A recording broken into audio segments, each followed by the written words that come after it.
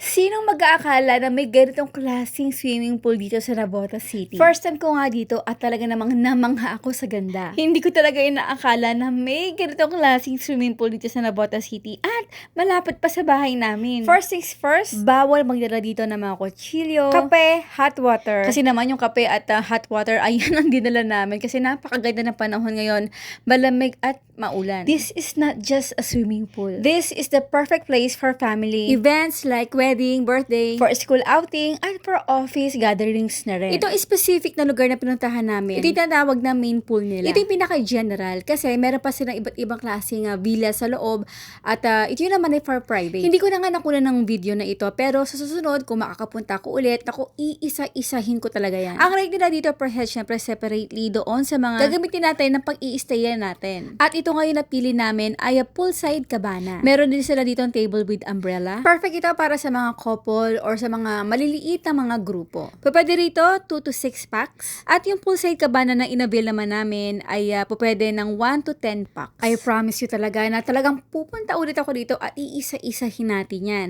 At ang pinakamaganda ko nga talaga nakita dito ay yung lanai lounge nila. Ito naman mga 10 to 16 packs. Maganda ito for wedding events, anniversary, mga for 60th birthday, at kung ano-ano pa. Nakaka-proud naman talaga kasi bilang isang Navoteño, alam mo yun, hindi na tayo lalayo sa malalayo pang lugar talaga na para lang maka-experience ng ganitong klaseng high-end na swimming pool resort. Kung galing naman kayo sa malalayong lugar, pwede kayo mag-staycation dito kasi may mga villa sila katulad ng Loft Villa, Glass Villa, at marami pang iba. Oops, meron din pala sila ditong luxurious villa na meron talagang spacious living room, kitchen, at dining area. Naku, kung ano-ano pa. Sorry, wala talaga akong maipakitang video kasi napaka-busy namin. Sobrang saya talaga dito. Itatag ko na lang dito yung kanilang Facebook page para makita ninyo. Okay, so maraming salamat sa inyo lahat. Hanggang sa muli, ako po si Mama Shirley. At let me know kung anong gusto nyong villa na puntahan natin next time para ma-feature natin dito sa ating page.